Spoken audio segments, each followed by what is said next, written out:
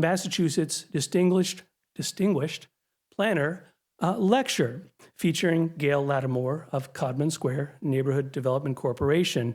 We hope that you will enjoy the words of inspiration from Gail that are to come.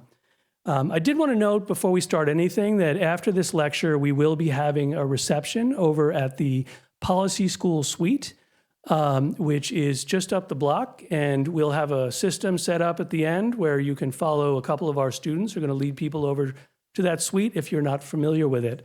So I really do hope that everybody will head over there and have a few refreshments and have a chance to talk about the contents of the lecture today afterwards.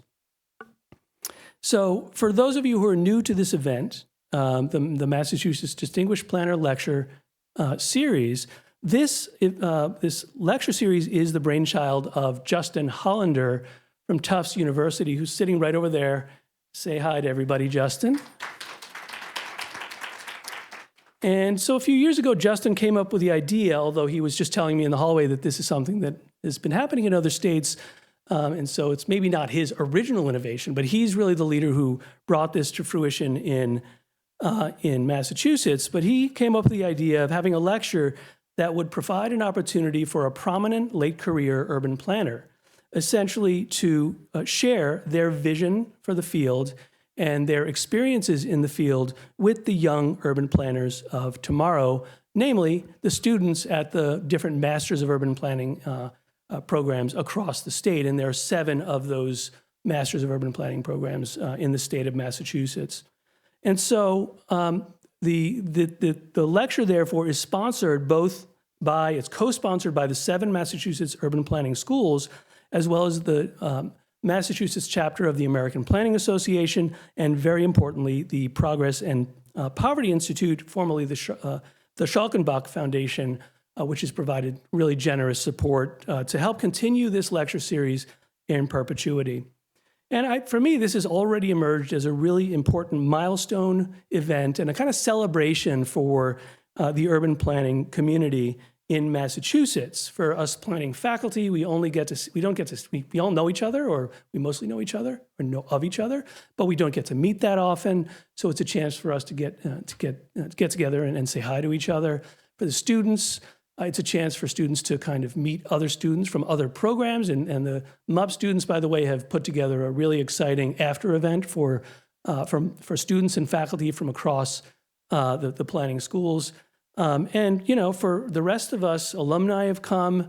We have a number of alumni in the audience. It's just a great opportunity for us to get together and kind of showcase the academic world to the professionals and for us to all have a chance to talk.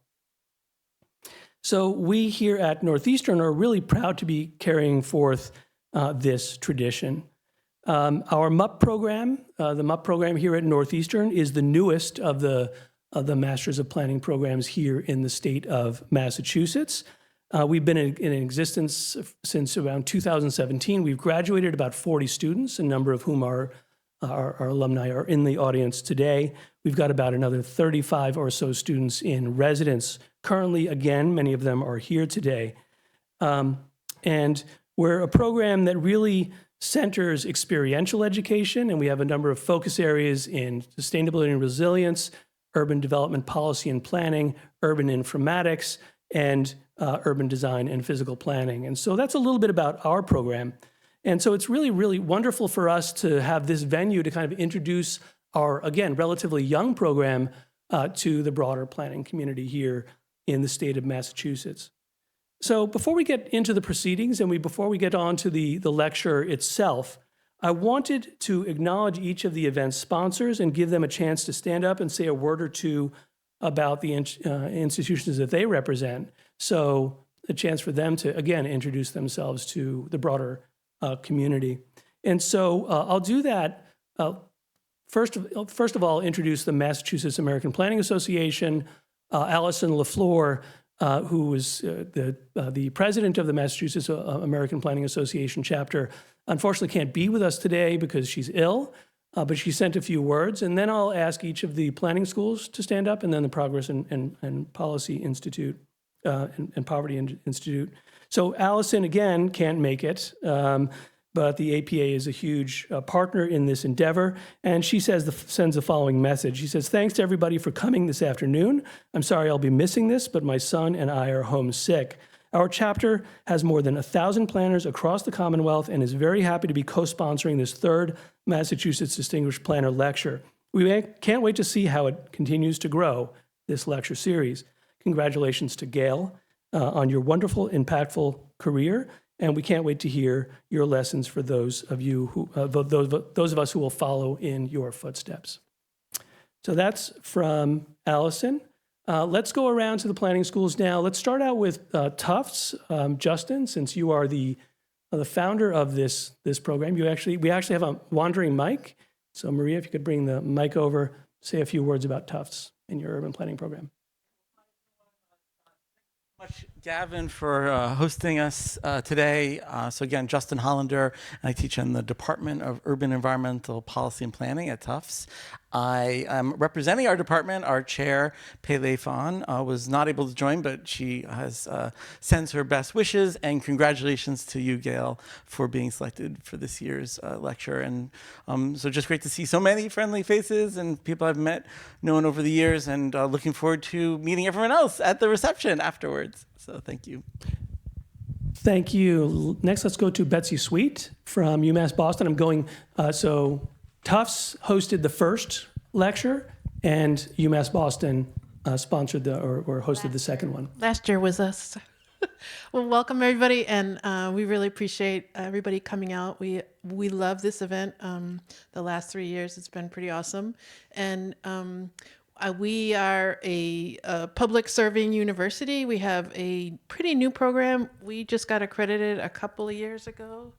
And we have both a master's in urban planning, a master's of science of urban planning. We have an undergraduate degree in community development, and we're about to launch a 4+1 program. So that's pretty exciting for us.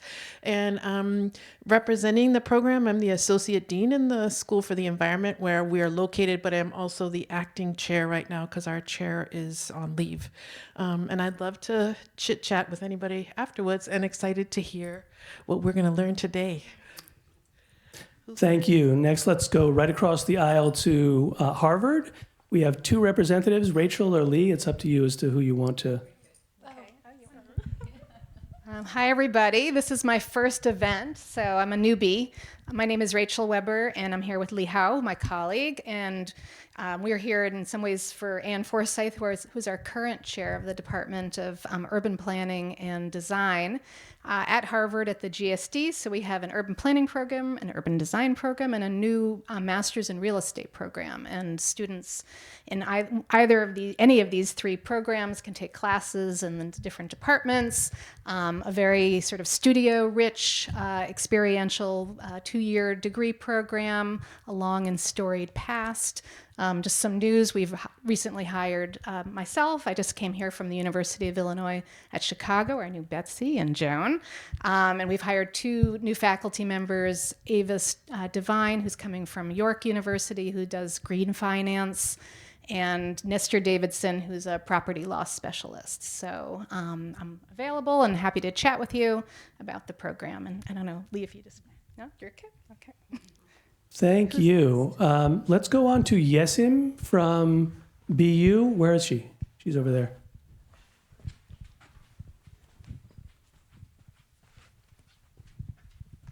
Thank you.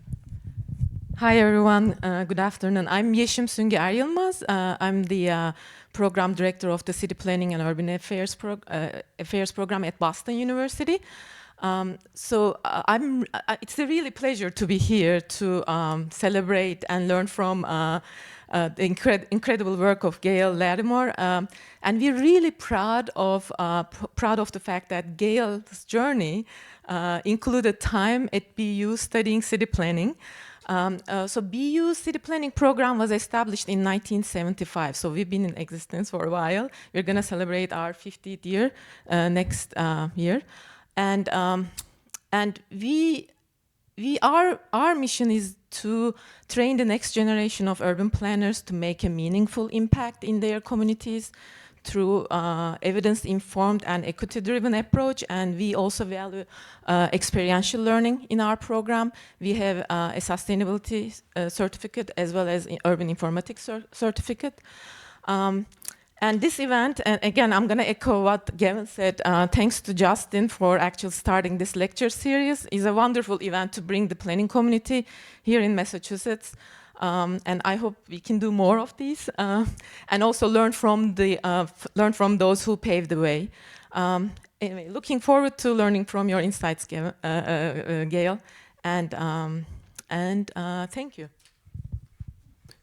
Thank you. The next two people, I haven't had laid eyes on them yet. I'm hoping they're here. One is Ezra Glenn from MIT, who noted that he had class up until, I think, right close to 4. So he was going to run across town and try to make it. So he'll be here, but he might not be here yet, it looks like. And then the other person is Theodore Eisenman from UMass Amherst. I don't know if he's been able to make it out from Amherst, it looks like. Maybe not. Okay. So those are the representatives of our planning programs. And then finally, I wanted to ask Josie Fass from the Progress and Poverty Institute to say a couple of words about the support that they're providing and about the organization. Thank you.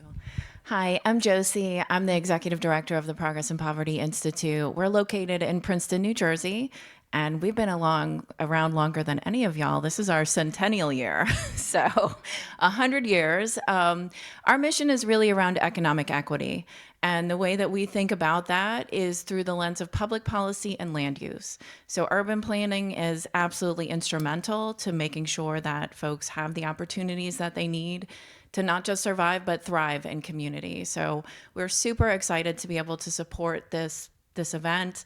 Gail, I'm so excited to learn from you and your experience. PPI also gives out research grants and scholarships as well. So I'll be here for this event and the reception after, as will my colleague Vernon Walker. Vernon, can you just raise your hand? If that sounds interesting to you and you want to talk to us about it, please find us. We'd love to speak with you. Thank you. Great. Thank you so much, Josie, and thanks, tremendous thanks to the Progress and Poverty Institute for the support for this event, which has really been essential. So thank you. Okay, let's now go on to the lecture itself and the main kind of event. So before introducing Gail, I actually wanted to say a word of thanks to some people who were very important to putting this event together, which is a group of students from our MUP program who really made a lot of what's going to happen today happen. They really threw themselves into making this a community building experience, both for the Massachusetts planning community, but also for the program itself. And I really, can't say enough about the work that they've done. So I'm going to read their names out. Each of the people who I'm going to name made a unique contribution to this event, and each, I'm deeply appreciative to each. I won't go into the details of exactly what roles each played, but if you could let me finish reading the list of names, and then please give this group of students a really rich round of applause for everything that they've done. So the students are Lily Datz, Molly Ping, Jacob Hardaway, Griffin Primo, Emma Stanford, Maria Salim, and Moses Ayrebi. If you all can actually stand up so you can be acknowledged.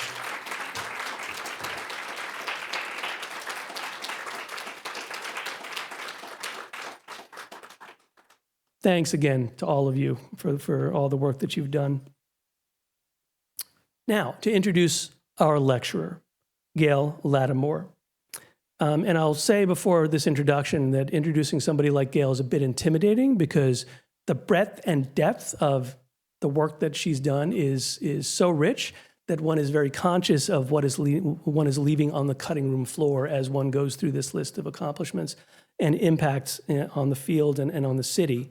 So I'll do my best, but I think Gail is going to tell us more about her experience so she can fill in the stuff that I've missed. But Gail's been a leader and an innovator in the field of neighborhood planning for more than 25 years. She was a founding board member at the Dudley Square Neighborhood Initiative, which is a nationally known kind of experiment and experience in community-driven planning that I learned about when I was a graduate student. Right next door in our neighboring Nubian Square community. She's been the executive director at the Codman Square Neighborhood Development Corporation since 1998, and during that time, she's overseen the development of more than 300 units of affordable housing. She led CSNDC to become an innovator in participatory, resident-driven planning processes through the Millennium Initiative and the Millennium 10 Initiative. And CSNDC has been a key player in economic development, transportation, urban agriculture, a really holistic approach to neighborhood development. CSNDC has also been an early leader in the movement for environmental and climate justice, notably through the creation of the Talbot Norfolk Eco Innovation District, which has been a testbed for just approaches to climate change adaptation and mitigation. They've done work such as energy retrofits, installation of solar panels, installation of rain gardens, and all of this through a community-engaged process. She's played a number of different types of leadership roles on various committees across the city and across the state, including 15 years on the Massachusetts Association for Community Development Corporation Board, as well as on the Building Energy Reporting and Disclosure Ordinance, or BERDO committee of the city. And again, this is just a few of the roles that she's played. So we'll do the lecture now. We've actually decided to do a somewhat different format than the first two lectures, in that we've tried to make this a little bit more interactive. So what we'll do is Gail will start us off with a few prepared remarks, and she'll speak for 10 to 15 minutes or so. She can speak as however long she wants because she's a star of the show, but you know, roughly that amount of time. And then when she's done with her prepared remarks, she'll be joined on the stage by two of the MUP students that I just mentioned, Griffin Primo, excuse me, and Emma Stanford, who will pose questions that have been developed by the students. So really trying to be true to the intent of this lecture, which is to give the lecturer an opportunity to kind of inform the planners of tomorrow. So the idea was really to let the students themselves drive, you know, the content of that discussion. So after that, that question and answer format with the students, we will then open it up to audience questions, and all of you will have a chance to pose your own questions. So without further ado, let me welcome Gail to the podium, and let's all give her a nice round of applause. Thank you for joining us. Thank you, Gavin. Thank you. Thank you. Good evening or afternoon, whatever it is, everyone. Good to be here. You know, I've never thought of myself as a planner, interestingly enough.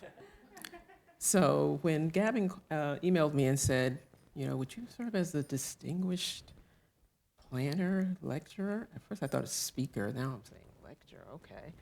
I was like, okay, well, what do I have to offer? And so as I started putting my thoughts together, I mean, it's been a while since I've been in planning school. I graduated in '81 with a degree in architecture. Oh, actually, let me get this thing. And you've heard some of my background.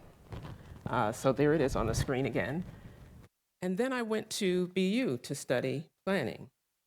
But that was like 85, 86. So I'm like, I'm a planner, okay.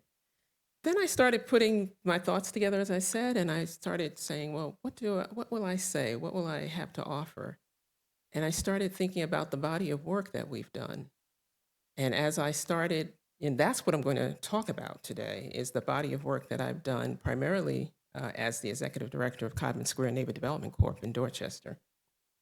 And I'll tell you a little bit about Codman Square. I'll just put it up there. You can read it. So, but as I started putting it together, I thought, okay, I need to tell the story through pictures. Pictures paint 1,000 words.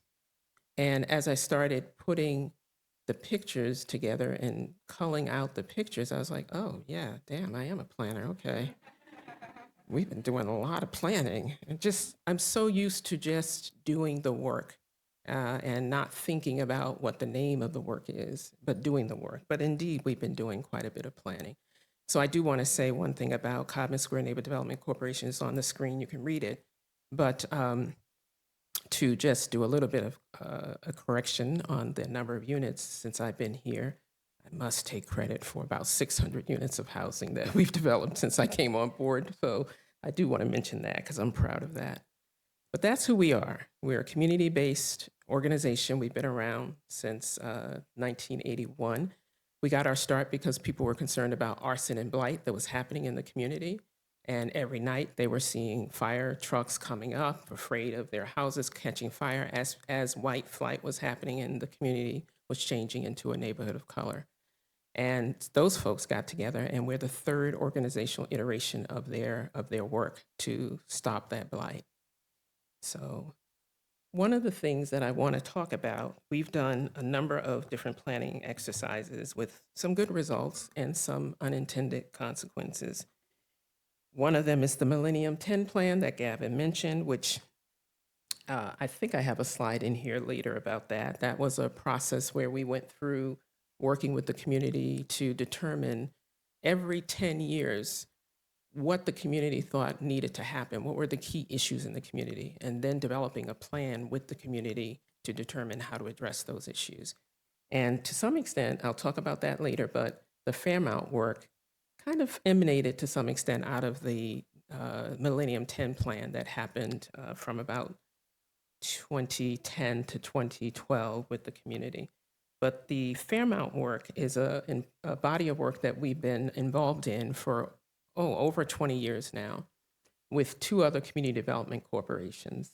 And that work, this is a document that was done by Goody Clancy, now I think they're now called Stantec, that won awards, Congress for New Urbanism Award, that we commissioned the community development corporations, which included Codman Square, Dorchester Bay Economic Development Corp., Southwest Boston CDC, and Mattapan CDC at the time, back in 2006 or 7, commissioned Goody Clancy to do this plan, this report that talked about the opportunities along this line, the Fairmount commuter rail line, which went right through our neighborhoods without stopping. And so they talked about the fact that 35% of all residents who lived in the Roxbury, Dorchester, Mattapan neighborhoods through which this line traversed worked downtown, and yet we're taking about 40 minutes to an hour just to get downtown, when if we had stops on this line, and those stops used to be there, but got taken out, I believe, during the 70s as the community transitioned into a community of color.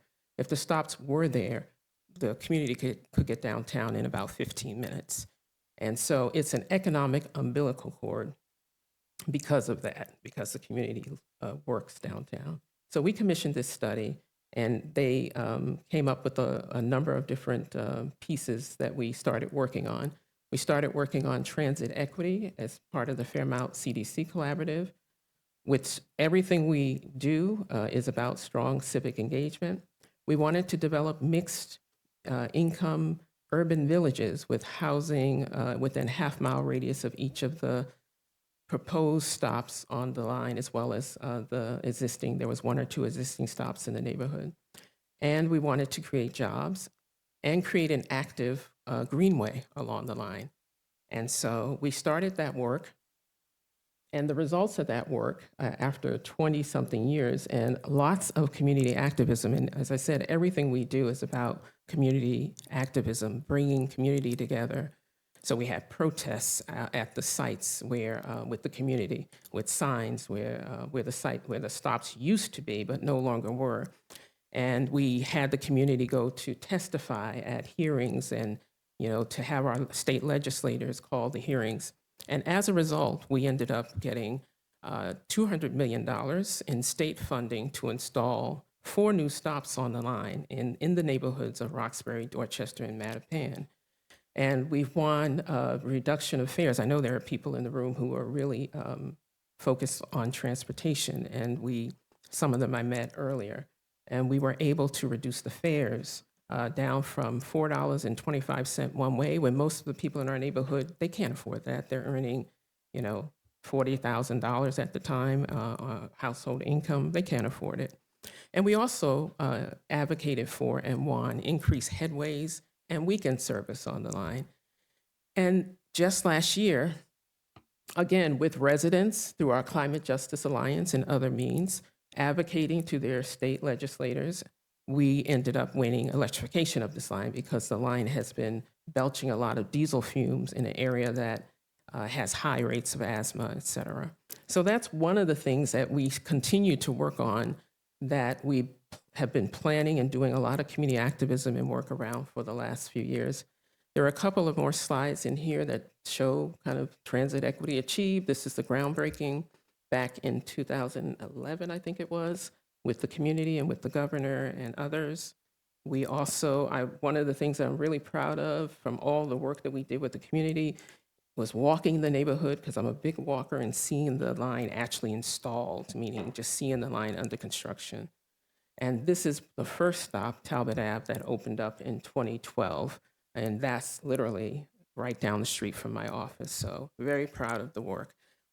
So that's one area. And then the Millennium 10, as I said, is a 10-year community contract that we worked on. We had about 100 different community people working over a period of about a year and a half to think about what were the issues in the community. And as a result of that, and this was the third time in 30 years that we got together with other organizations and with the community to do planning. And each time we measured what we had done, we checked back in midterm to see the results.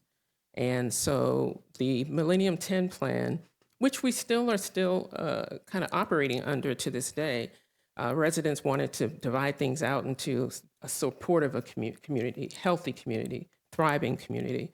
You know, how do we help people be connected? How do we help people be healthy in terms of different aspects of the community? And so as a result of that, and this is kind of how we approached the work, we did a lot of surveying and had quite a few people involved in action-oriented groups, determining themselves what it was that they wanted, as they also determined what the issues were. And so, again, this is some of the pictures of folks coming together and some of the solutions and issues, lots of stickies and things that they put on the table to say what they wanted. So activism is what we were focused on. And as a result, we now have, a lot of different pieces of work underway.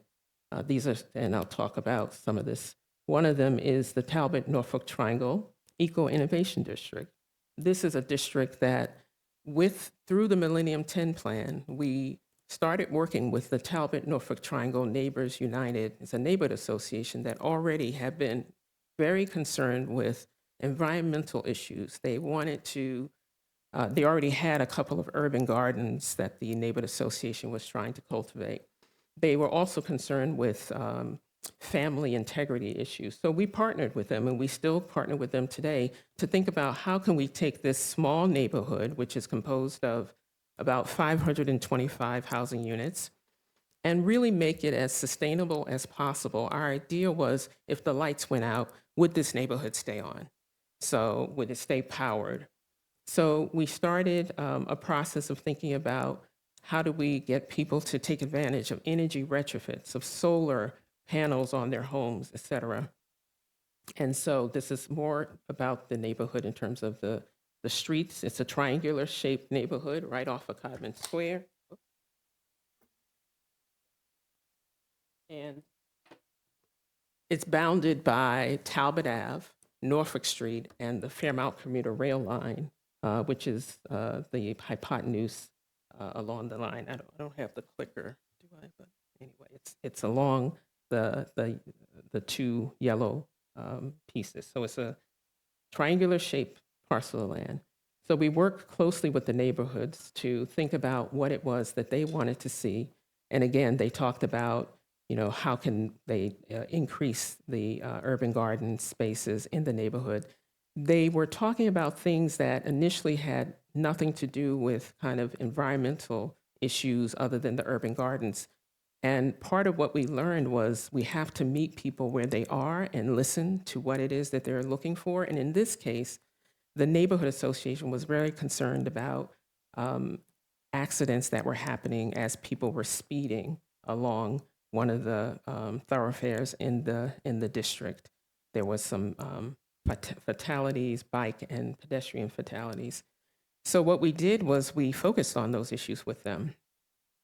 And we ended up working with them not only on the urban gardens, but also to advocate to the city to think about how to slow traffic in the district. So that resulted in the city designating this neighborhood as one of only two, at the time, two slow streets districts in the city of Boston. And what that meant was that we were able to install, and I think I have some pictures of this later, but install different traffic calming mechanisms, including redirecting the streets, the direction of the streets, installing speed bumps, and in keeping with the environmental justice issues that the community was concerned about, also installing rain gardens and in the bump outs as the streets were being redesigned and to slow the traffic. So I'll have a little bit more about that later, but this one is another example of some of the sustainability work that the community was concerned about. Again, meeting the community where they were with things like pedestrian and bike fatalities, but also the concern about family integration issues. So the Talbot Norfolk Triangle Neighborhood Association is a neighborhood association that was very concerned about how to build youth and families together, how to work with youth around job training, how to work with parents around parenting issues. So they had this space in the neighborhood that was a vacant lot. It was trash strewn. They wanted to convert it to a park. They wanted to use the park to do activities, family building activities. At the time, this was going back to the mid-90s, there were lots of vacant lots in our neighborhood, and folks from outside the neighborhood would come in and dump trash on the neighborhood. So we had contractors, general contractors, bringing their trash into these vacant lots and dumping them.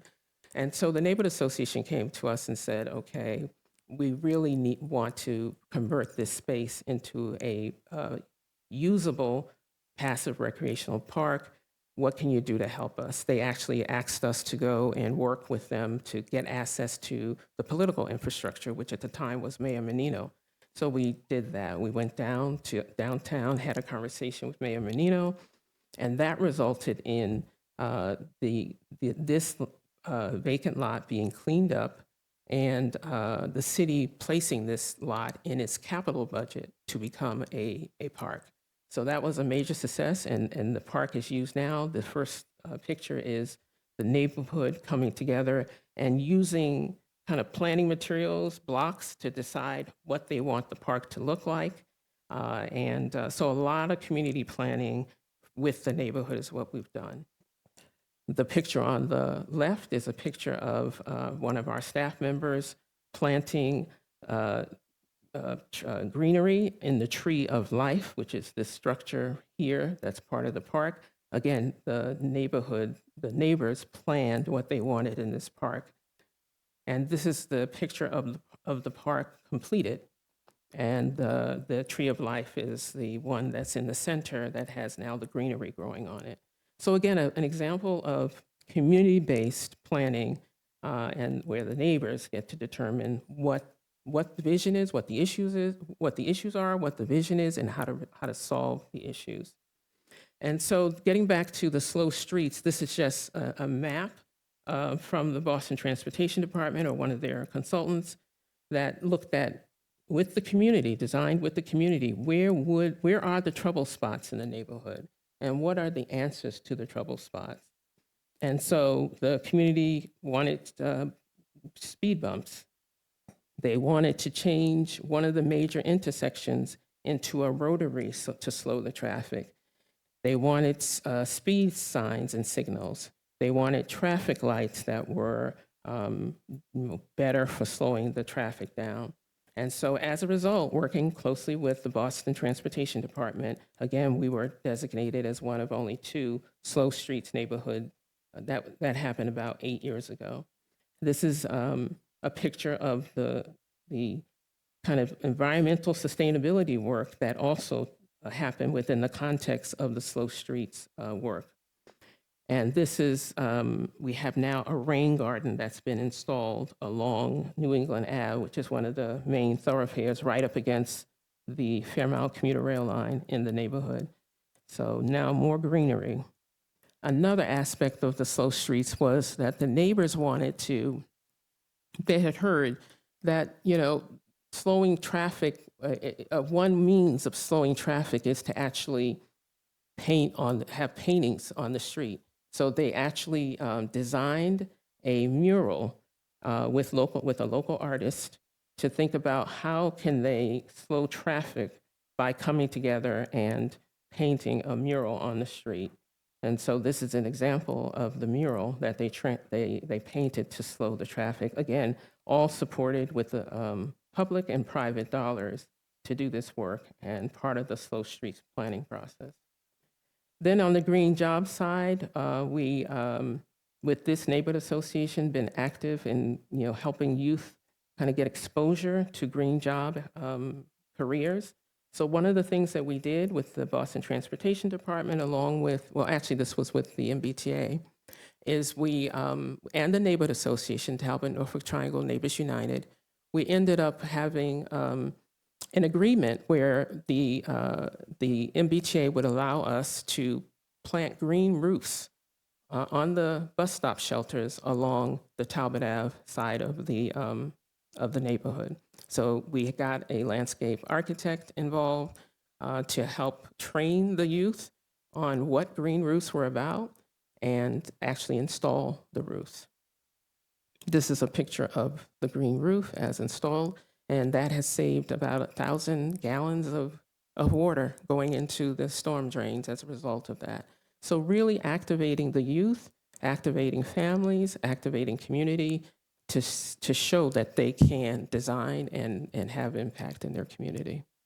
This is another example of trainings that we did. We had one of the neighborhood association leaders actually got a grant, as I recall, to purchase rain barrels. And the youth went around and got educated about, through us in the neighborhood association or through our eco-innovation district staff about why rain barrels are a good idea, what the purpose of them are.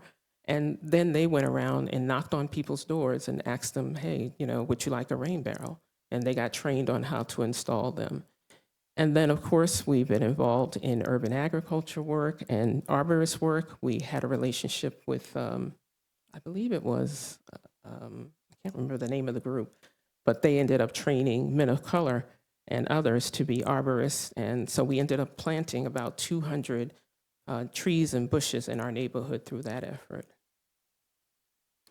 And I'm getting to the end of this presentation, but one of the things that we are doing is also green job training through a green infrastructure training program that we operate.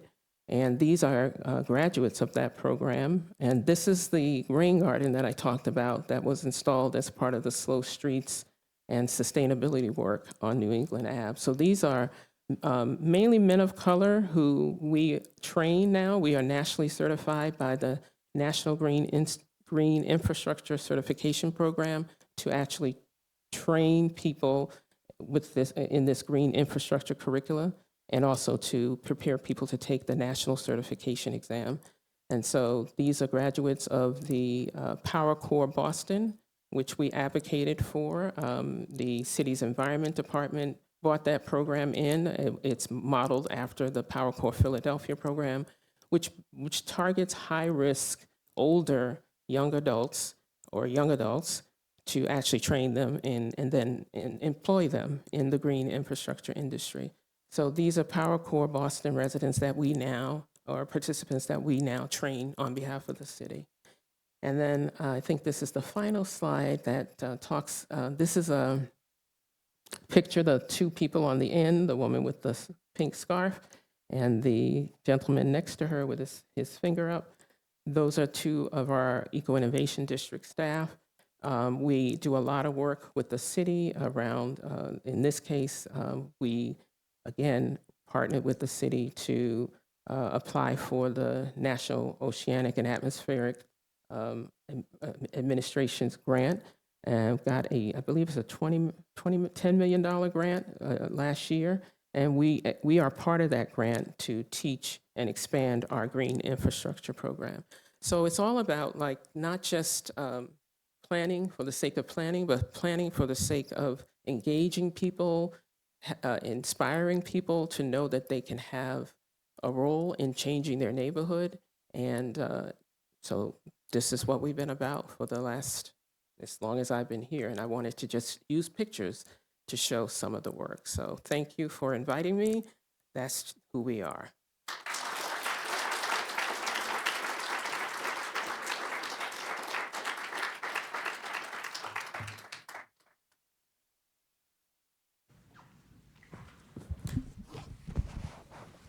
Hello? Yep, it works. Okay, so we're going to move on to the question section of the lecture. I'm Emma Stanford. I am a first year. Is this okay? Can you guys hear me? Okay. I am a first year graduate student here at Northeastern pursuing a master's in urban planning and policy. My main interest lies in criminal justice and prison reform. And what I've found is that the most meaningful change happens within communities, and neighborhood development is pretty much the most important thing. So thank you, Gail, for being here.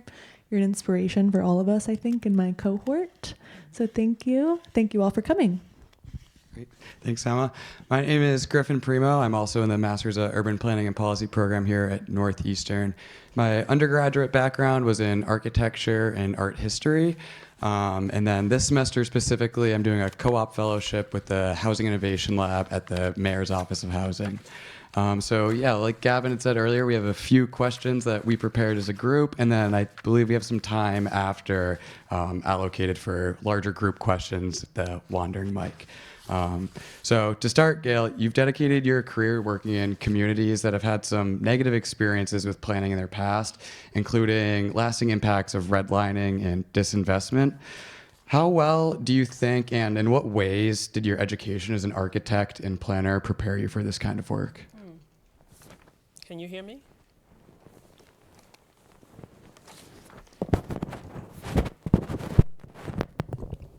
Maybe I've got it upside down. Okay. You can hear me? Okay, great. Well, let's see. It's been a while since I've been in school, so I really need to give that some thought. But I have to say that as my degree in architecture, as I recall, back in the early 80s, late 70s, early 80s, when I was in school, it was more focused on kind of the architecture as, art. Like I recall thinking about architects are gods. It's kind of how it kind of got, at least for me at that time, how it got transcribed. And that didn't really sit well with me. I definitely appreciate the beauty of architecture, and I still do. But the way that it was imparted to me was pretty exclusionary. And I don't know what it's like now to be in architecture school, but back then, it wasn't very welcoming to a Black female, for sure. And so that's kind of how I remember architecture. Again, I love it. I apply it in my daily job, but I think of it as, I was taught that it's an art for the godly folks, and so that kind of led to me wanting to, and going to Nigeria after I graduated from school. And because there were opportunities, my sister and brother-in-law, my brother-in-law's from Nigeria, and he said, hey, you won't be able to do a lot with your architecture degree here, but you can come to Nigeria and we'll use it. We'll definitely need it. So I went to Nigeria, and that's a whole different story. There was a lot of issues with the government at the time, and in terms of the oil glut. And as soon as I got off the plane, it seemed like the president of the country declared austerity, no hiring, and that kind of thing.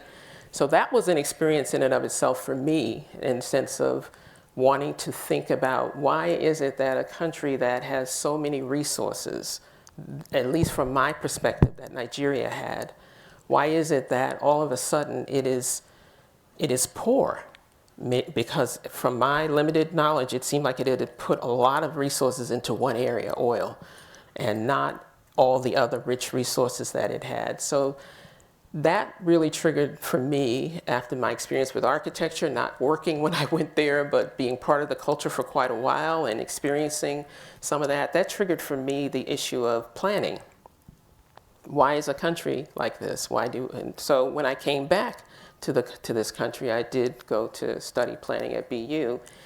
And what I recall about that is that it was about more the factual and technical side of planning, although there was a little bit more humanism in it than what I experienced in architecture.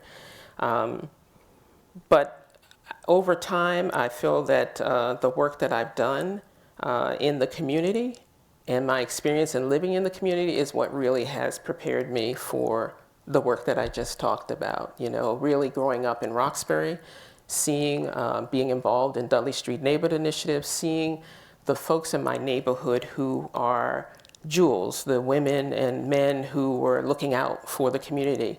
And so that's what really has informed me in my track in this, in the career that I have now, is looking at the community as assets. So that's great. Thank you. So our next question goes a little bit off that. We want to talk a little bit more about your professional experiences in your early career and how they've shaped your mission and your career goals in general. Yeah.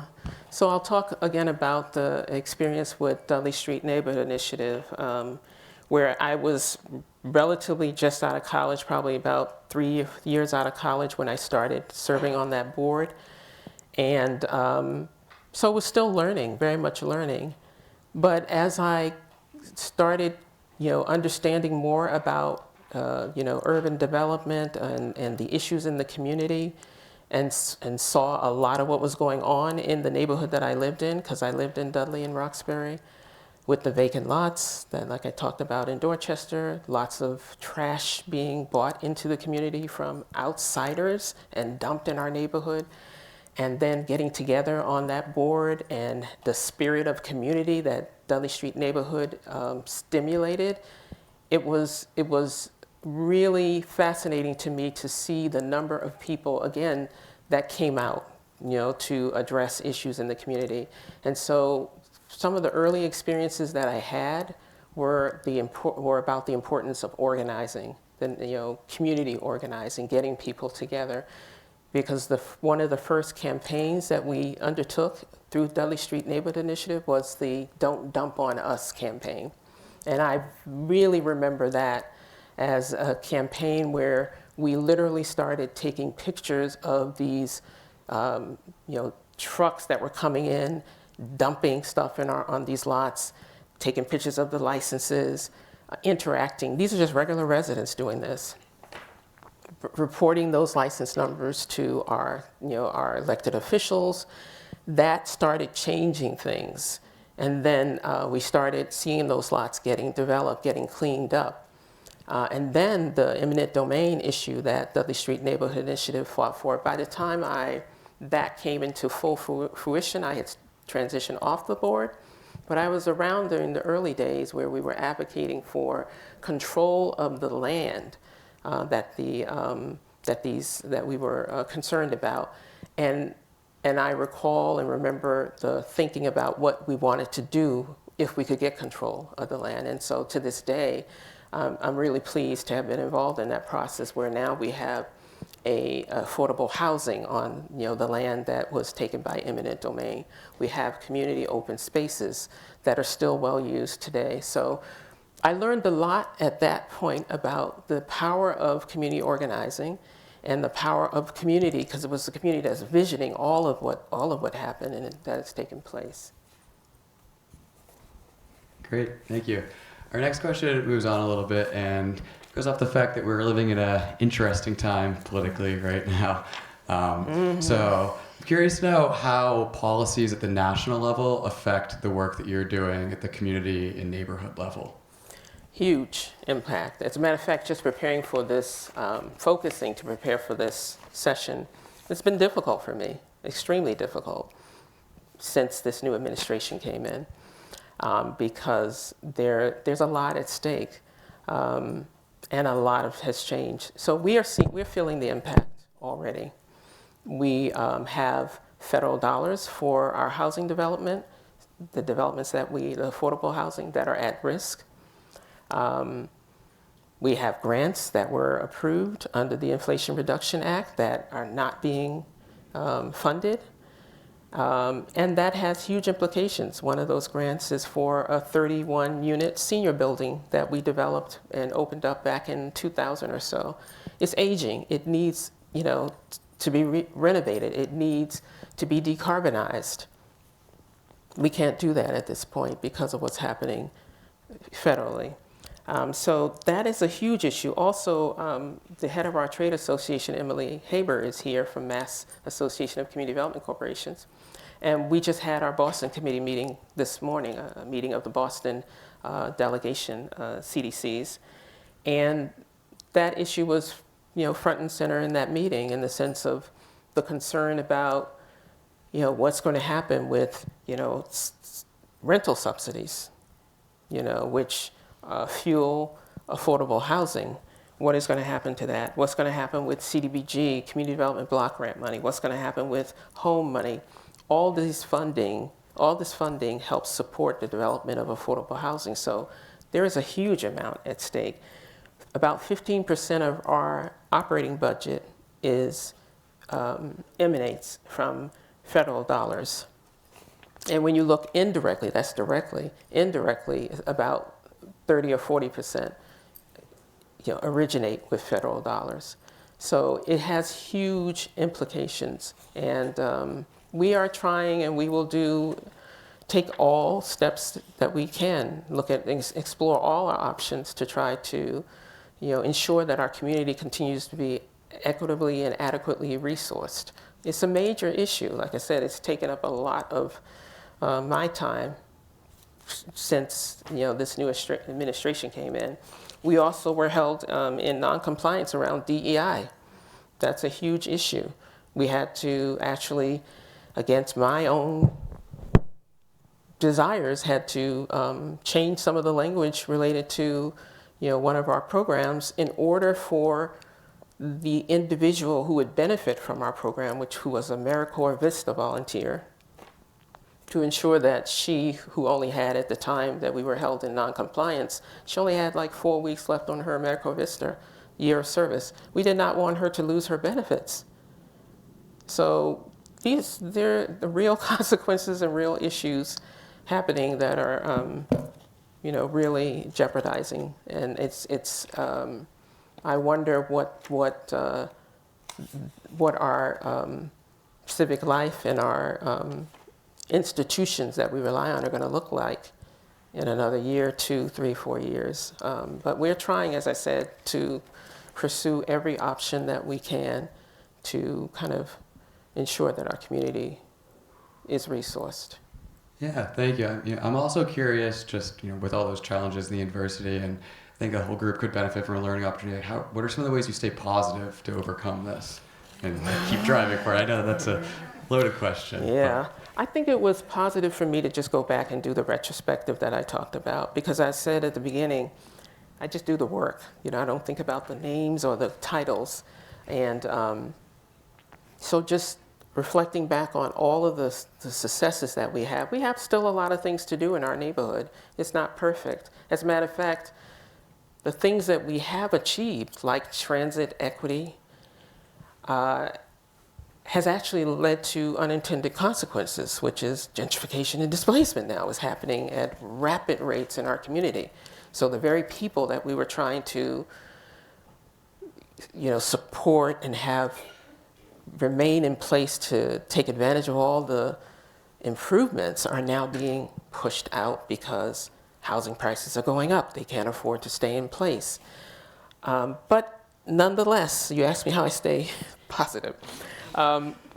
That really helps to reflect back and see the body of work that we've done and the successes that we've had. What is also something that helps me stay positive is just, like I said, the community itself. The board that I work with, the civic associations that I work with, the residents that we serve, the resident leaders, the activism. That's what helps me stay positive. Great, thank you.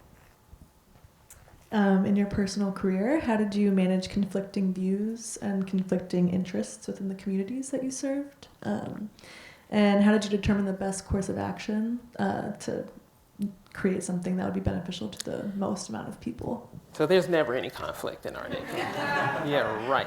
Okay. So, you know, it's interesting because just like the example of the Fairmount line, one of the things as we were, because this is over 20 years worth of work that is continuing to this day. And one of the things that I and my other CDC executive director peers in the Fairmount CDC Collaborative would hear occasionally as we were going out having community meetings was residents saying, this is not for me, you're not doing this for me, you're doing this for someone else.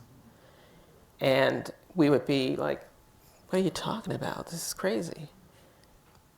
But again, listening to what residents have to say is important because lo and behold, 20 years later, we do have good transit access now or improved transit access. But again, that same transit access is leading to gentrification and displacement.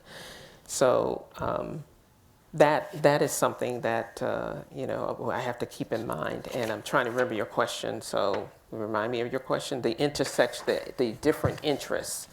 So that's just an example of people having different perspectives and us moving forward nonetheless. But what we tried to do is, because the majority of people wanted, you know, the work, and we try to follow the people's lead. But when there is conflict, and we do a lot of real estate development. We've developed about 1,400 units of affordable housing in our 44-year history. We still have 1,000 units of rental housing in our portfolio right now, with another 150 or so units in some form of development, new units. And as we do that work, we run into issues. We run into conflict. All the work we do, there's some conflict in the community. We go out to the community because that's what we're about. We're community-based. We talk to the community and say, this is a site that we're interested in developing. And here's some initial thoughts, but we want to hear from you too. And we get the NIMBY stuff sometimes. It's like, and this is our inner city neighborhood that is predominantly, you know, low moderate income people of color, mainly homeowners. And we have a very small home ownership base, only a 30% owner occupancy base in our community. So 70% of our properties are rental properties. But or investor owned, who comes out to those meetings a lot though? Homeowners, when we are trying to do more affordable housing. So there's conflict sometimes there where homeowners will say, we don't want any more rental housing, we got enough of it. Build affordable home ownership housing. We listen to that. That can be difficult to kind of balance because sometimes we have resources, financial resources that will allow us, meaning federal and other state monies that will allow us to do rental housing, not so much of home ownership housing. So balancing out those conflicts, part of what I do is send folks out sometimes in my stead. I mean, because they speak better, listen to the neighborhood, send folks out who are emissaries who can kind of, you know, do the listening, but also do the co-education that's required to kind of bring people to some level of compromise.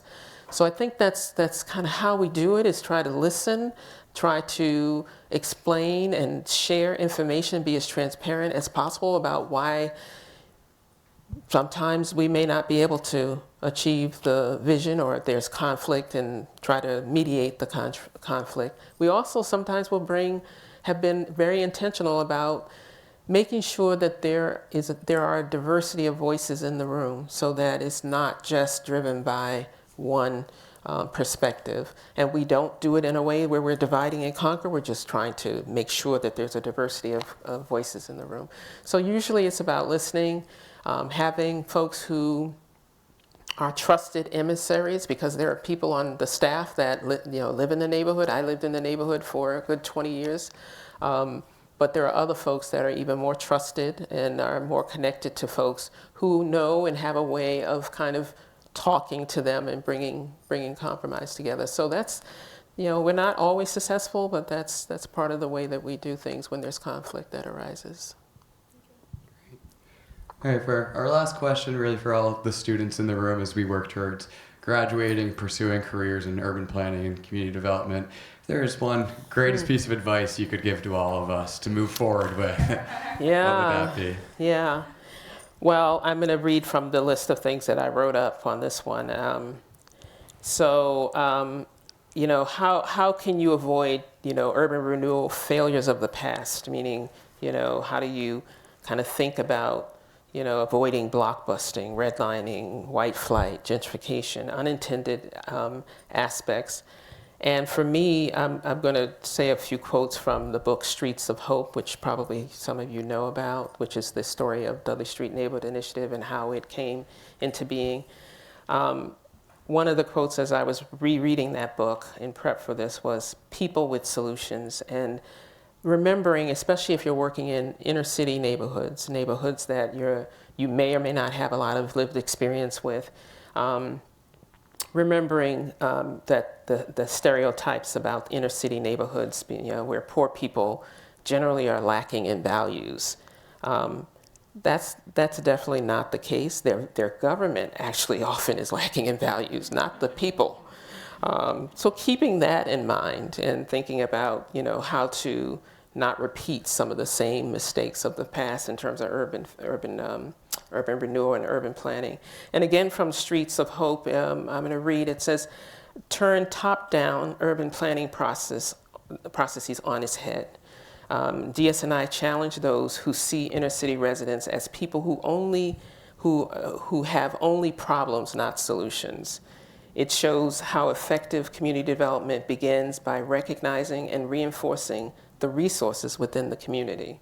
It encourages low-income neighborhood residents to take stock of their varied individual and community assets and think boldly as they envision the future together. So I really wanted to use those words because I think DS&I has done a fairly good job at the work that it's done. I also think explaining in plain language what planning is and how it impacts people's lives every day. And that's important, I think, as a planner, because I don't think people really understand what planning is. And then initiate community-based studies, meaning information that the communities want to have assessed and researched, not just studying the community from just the planner or public or private planning agency's perspective. I know that in our neighborhoods, in the inner city neighborhood, we get a lot of requests for people to do research or studies, and often not a lot of change happens. And so reverse that and have that come to the community and find out what the community wants to find out, and use that as a basis for thinking about planning. And get to know the community you're working in intimate ways and in personal ways through engagement, maybe through volunteerism and beyond the confines of your role as a professional planner. Foster intergenerational and racial alliances. And one thing that I think is important to think about always is property and land ownership in our communities, and how planning can help facilitate and expand property and land ownership amongst the constituents who live there already. And then engage in good trouble. Stay true to your principles, and even in the face of adversity. That's what I would say. Great. Thank you. Those are all great answers. And Thank you so much. Round of applause.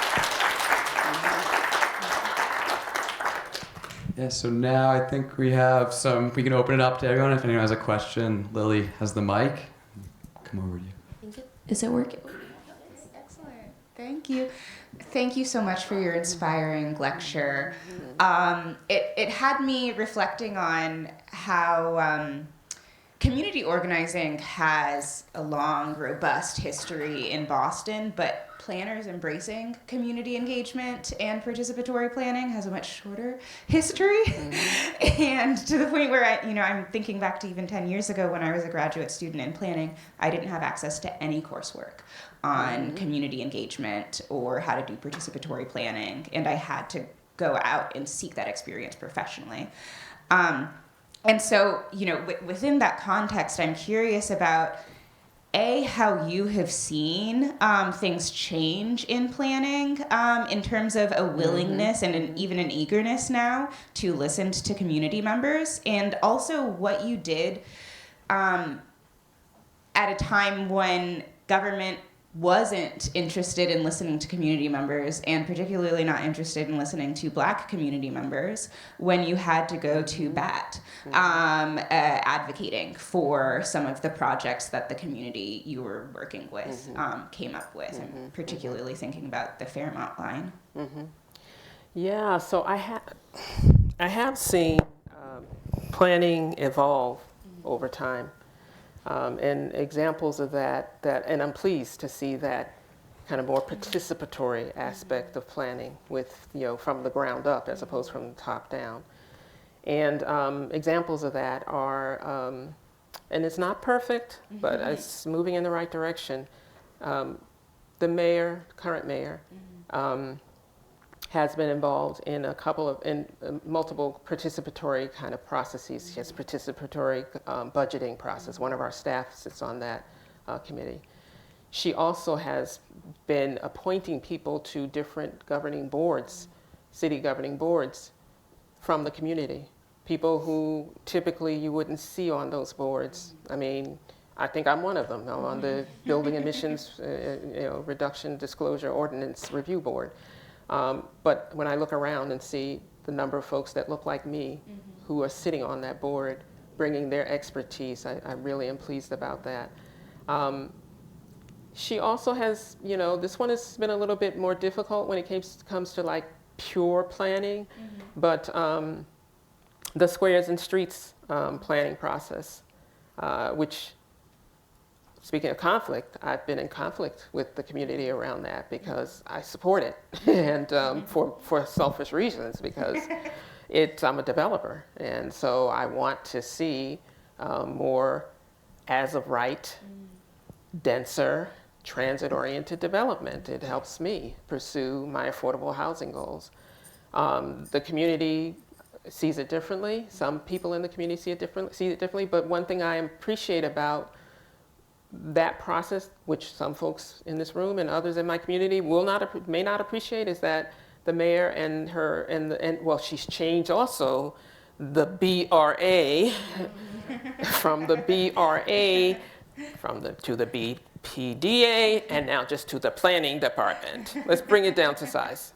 And that I think is a positive step. So it's no longer kind of this independent authority that can do whatever it wants and focus more on, it's very opaque and focus more on supporting certain types of developers and other things, but not, anyway, I won't get into all of that. But I think that is that has been a good thing, that she has listened to the community around even the Squares and Streets, where in Codman Square, because of civic activism, and pushing back on the Squares and Streets by the residents and others, it has been put on hold. And I know that's the case in Hyde Park, where I live as well. Residents have been very actively pushing back.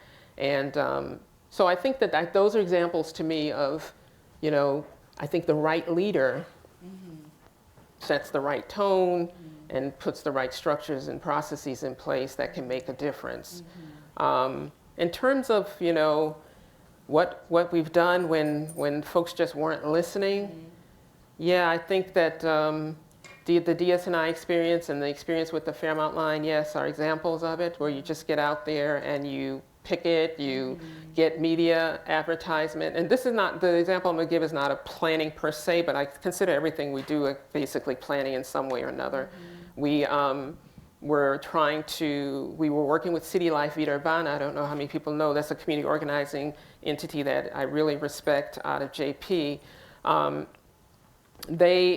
We partnered with them to you know, go after a building that was in our service area that had gone into bankruptcy but was owned by a person who just let the building go to rot. I mean, ever since I hadn't seen a building in this bad condition since the 70s, where, you know, he had converted what was supposed to be I think it was a 8-unit building into 16 units illegally, no egresses, no adequate 2 egresses. He had wires, literally holes in the ceiling where he was taking electricity, extension cords for, he had no water at times, and it was a mess. And some of the most vulnerable people were living in this development. People who had trimorbidity, substance use disorders, chronic health issues, mental health issues.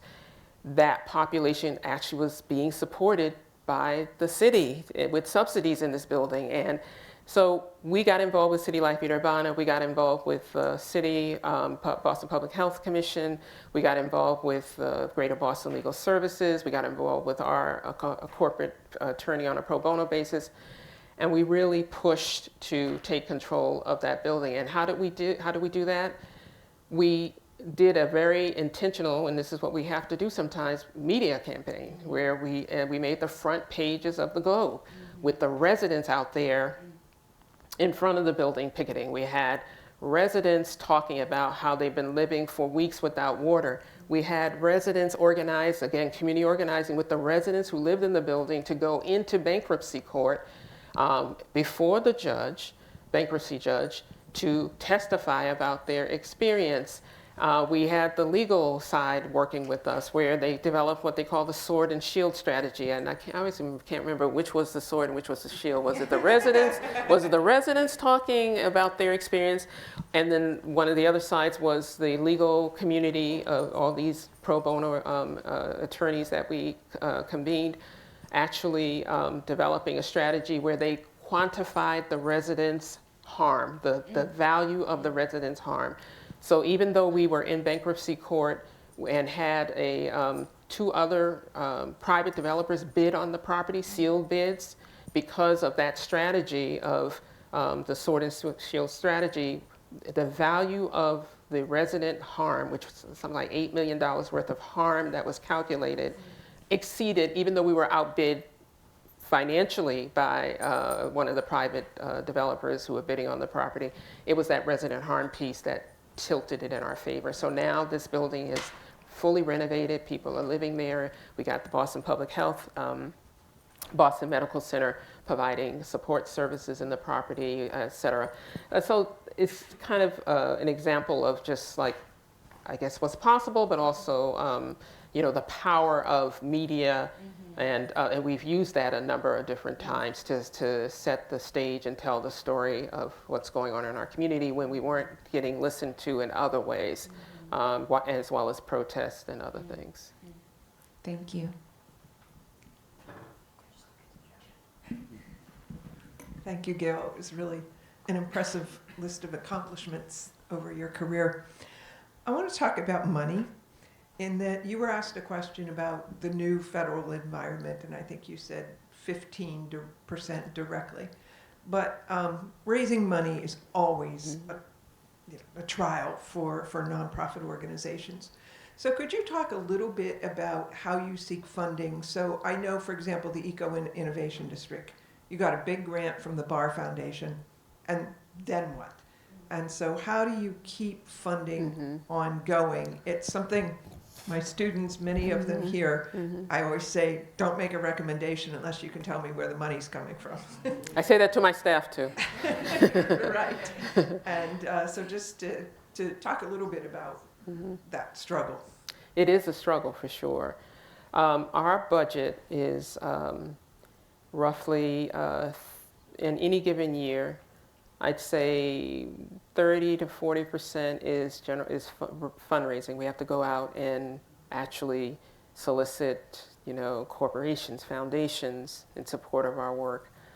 And we do have, this is where the federal issue comes in, because of the real estate development work that we do, which is 70% of that is funded by the federal government ultimately, usually through the city or state to us, that has huge implications for the rest of our budget because that, and I'd say about in any given year, 30 to 40% of the budget relies ultimately on federal funds. So we have to continue to raise money. We have to continue to, we've been successful, thankfully, in raising money every year since I've been there. We try to hire folks, obviously, fundraisers, et cetera.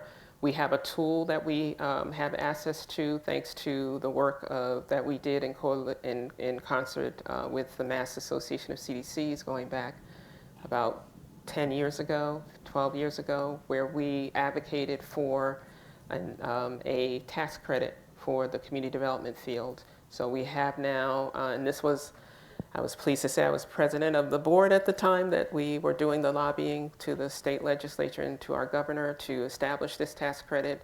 I don't take credit for the idea. It was our trade association executive director who, came up with the idea, but we were successful in being, I think it was 2013, the only entity that the state legislature established a tax credit that we could use to go out and give to donors. And as long as the donors gave a certain amount of money, they could end up getting half of their donation back in the form of a Massachusetts tax credit. That's a vehicle. I mean, it represents probably 10% of our budget that we use, that we raise money through that tax credit. So we try to, through collective work, through the trade association, create pathways for funding. We advocate for things consistently for funding. We're advocating, at least from the environmental sustainability side, we have been advocating for the HERO bill, which, if it was funded, would increase the real estate transfer, the real estate sales, not sales. I'm blanking on the right words. Fees so it's a progressive situation because it's for folks who already have certain levels of wealth through property, and those increased fees would then go to fund affordable housing and sustainability work, environmental sustainability and affordable housing work. So we are constantly working through our trade association to figure out how to advocate for additional resources at the state and city level. But it's fundraising. It's just plain old going out there, beating the bushes. It's not easy. It takes a lot of time and energy. We try to do a lot of collaborative work. We applied for a $20 million EPA grant, working in collaboration with a lot of other players. We didn't end up getting that grant, but that's a typical example of how we, build collaborations to try to expand, the resources when we go after grants. So it's not easy. It's a challenge every year, but that's an approach that we use. Those are the approaches that we use. I think we have time for one more question, maybe one from the students to finish us off. Don't be shy.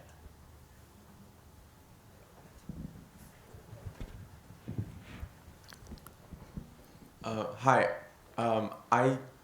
You touched on it a little bit about the unintended consequences, and I'm just curious how your guys are grappling with that now in terms of gentrification and solutions that you have been trying to implement or been thinking about as that continues to increase. Yeah. And it's like putting your finger in a dike. This whole issue of gentrification and displacement is huge.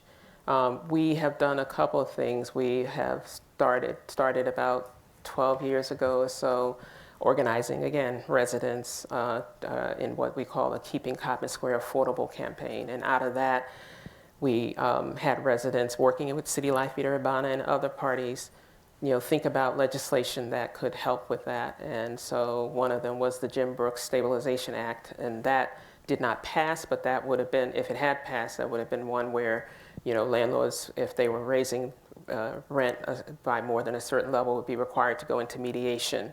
And I think we have some of that to some extent with the Mayor's Office of Rental, I forgot what they call it, but it's a component, a rental of stabilization, housing stabilization office. But it's not legislatively kind of endorsed. We also have tried to, stimulate and be involved in coalitions that are looking at other policies related to things like, the ability to implement the real estate transfer tax that would then again come back to build more affordable housing. We also have started doing service-oriented issues beyond the broader kind of policy pieces that we've been trying to win, like rent control, although I think we call this something different because that word is a hot button issue, which still is out there but not yet achieved. But from a service perspective, we started doing things like estate planning, just to make sure that the small, tiny home owner occupancy base was as stable as possible, to helping people think about intergenerational wealth transfer of their homes. We started thinking that we have started a rehab grant program so that existing homeowners, because this is going back 15 years ago when we started, we did a windshield survey of most of our service area. Unscientific, but we had a cadre of about 40 community residents, trained them to go out with a clipboard and look at all the properties in our service area and assess them for, what they look like, what kind of condition they were in. And we found, with no surprise, that 2/3 of the properties, were in need of some level of repair. And they didn't have storm windows, or they, weren't whatever, had porches that were going. So out of that, we started thinking about how do we do rehab grants to support folks in, doing renovations to their homes. And so we now have a very small grant program where, in return for doing, energy, rehab work on your home, and you have to, in this case, do some level of energy efficiency work because the money that we got came from the Mass Clean Energy Center as well as other funders. You have to do some level of energy efficiency work because people don't get that sometimes. They don't think about energy efficiency. They want their porches, which are sloping, fixed up. They want their roof repaired, which is all necessary. But then we are saying we want you to lower your costs of your energy by doing some of these energy efficiency work at the same time you're doing the other stuff. So that's another way that we try to stabilize people in place, because some of the folks that we're doing this work for in their homes, they own 2-family, 3-family homes, and they can't rent out the unit because the unit's not in rentable shape.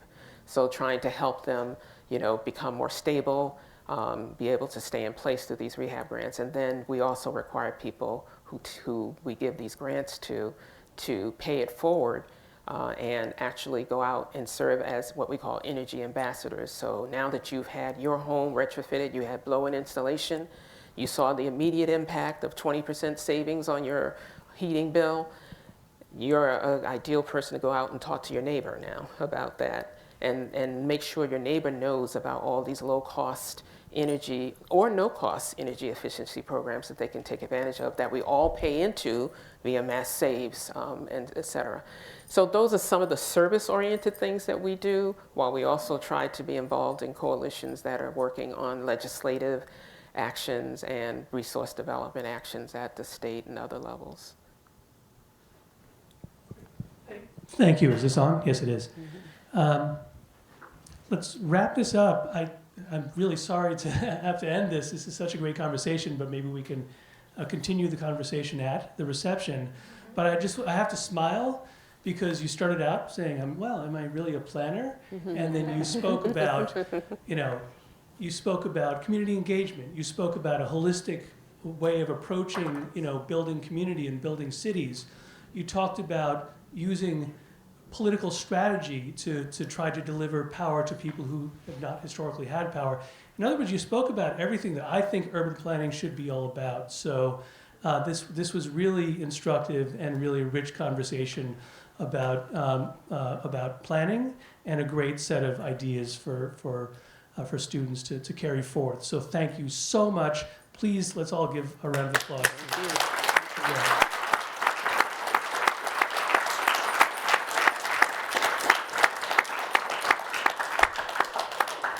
So as I noted, this hopefully is not the end of the evening. We are going to cap things off with a reception. I hope everybody will go over to the Policy School Suite and join us for further conversation. Jacob, one of our students, Jake, is going to be at that corner of the room, right, Jake? And Lily is going to be at the other corner. So for those of you who don't know where your way over there, just go meet Jake and Lily. Raise your hands, Jake and Lily, so people know who you are. And you can follow them over. And I think our director of our school, Maria, wants to say a word as well. Oh, okay. Maria can also lead you over. I'll see you over there. Yeah, that was awesome. Thank you so much. That was really fantastic. I thought they were taking lots of pictures. Far away.